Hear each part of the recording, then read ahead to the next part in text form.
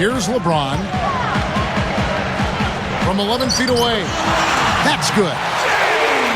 And going back to Jameer Nelson, guys, apparently after a regular season game against Chicago, he told Derrick Rose, "I'll see you in the second round." Well, after the Hawks knocked out the Magic in the first round, they actually left tickets for Jameer at will call prior to their first game against Chicago.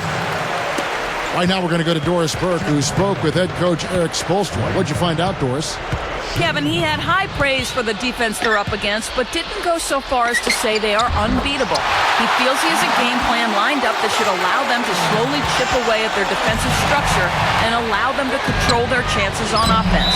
Kevin, let's see how it plays out. Wonderful, Doris. Thanks for the report. You know, that strong defense on the other side obviously has them a big concern. Yeah, no question. And they're so good when you isolate, they're going to really close you down. So you've got to keep player movement, ball movement. Try to get that defense on the move. That's the only way you're going to get good shots against this team. Guys, And then Bosh with the dunk. I tell you what, I bet that's the best assist we're going to see tonight. Well, he laid it up there, Steve, a pass where only his teammate could get it. Perfect timing. I mean, that's what you need to make that kind of a connection. Really left alone that time. Well, I think this is the start they wanted. Come out and put some points up early. 3 or 4 so far. Here's LeBron. Again, the Heat, good for 2. So many things that this guy can do with the ball. And it's the Magic with the ball. Stolen by Bosh. Just over 3 minutes left here in the first. And LeBron throws it down hard. That is just so sweet. I mean, power and skill combined to give us that reverse. Where do moves like that come from? Only from players like him, apparently. You know, guys, he's always looking for that open 3. I mean, that's his strength, and sometimes the best time to get the 3 is in transition. Bosh kicks to LeBron. Turkoglu picks him up. Takes a 3. And there's Mario Chalmers on the assist by LeBron. Wow, what a game for them so far. Very impressive. They haven't missed yet. Richardson. Good, and a nice assist from Nelson. Nelson's got 4 assists in the game. And here are the Heat now. Turkoglu gets called for the reach. That's his first foul. First personal foul, team's third. Here's LeBron. He has 6. Over Turkoglu. And the Heat get another bucket right there. What a fantastic shooting display. He's finding the net every time this quarter.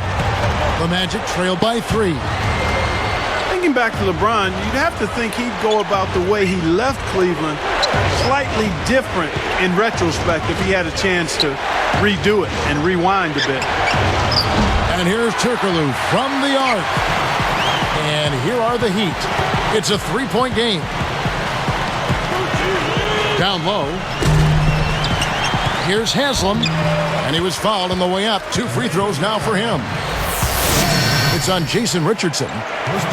Clark, getting back to what you said about LeBron and that whole July of last year when he made this decision, it made it so public. I think Cleveland fans were probably ticked off on many levels. They didn't like the show, they didn't like the way it was handled, and they didn't like finding out over the air. And Steve, I'm sure you could agree with that. Yeah, I don't think it was so much his decision to leave as a free agent. It's just the way he went about it. He could have handled it better. He knows that now. He's apologized.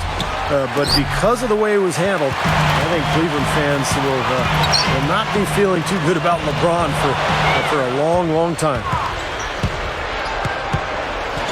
Puts it up. And he was fouled in the act of shooting. Chance here now for a 3-point play. Well, I tell you, Jason Richardson was having what I thought was a strong season for the Suns last year, but things went a bit south when he was traded over to the Orlando Magic.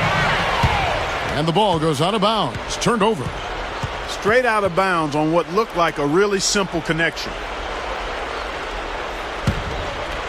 Here's Nelson. Still looking to get on the scoreboard. Clark, going back to Richardson, he went from 19 points a game to around 14 points after the trade, so you're right on that one.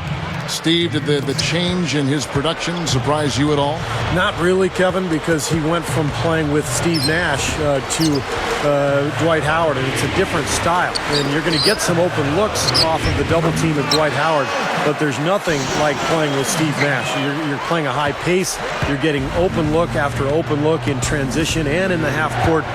There's no better player to feed off of in the NBA than Steve Nash. We'll see if they want to trade 2 for 1 here. Well, you got to time up the clock. It's easier said than done, but you got to execute your offense on that first possession. Now here's LeBron. He's got 8. Oh! And a strong finish with 2 hands. Come on now, I didn't see. Can you believe that finish? Boy, a little bit of flair and flavor at the end of it. Oh, that'll be a fan favorite, all right. That was not your average, typical dunk. Well, last year in the playoffs, LeBron was up to his usual tricks. He felt good about not having to carry the same load as he always had to, though, and that relieved him a bit and made him better in my mind. Well, that's great. You take advantage of that turnover and convert at the other end. Absolutely. I mean, points off turnovers this time generated off the steal. And Nelson gets it to go. It has been all offense here early. It sure has been. I mean, both teams clicking, and it's been an entertaining game as well, guys. Here's LeBron. The fadeaway J off the mark. Well, he had to fade away there. The defense was all over him, and he got it off, just couldn't get it to go. Offense.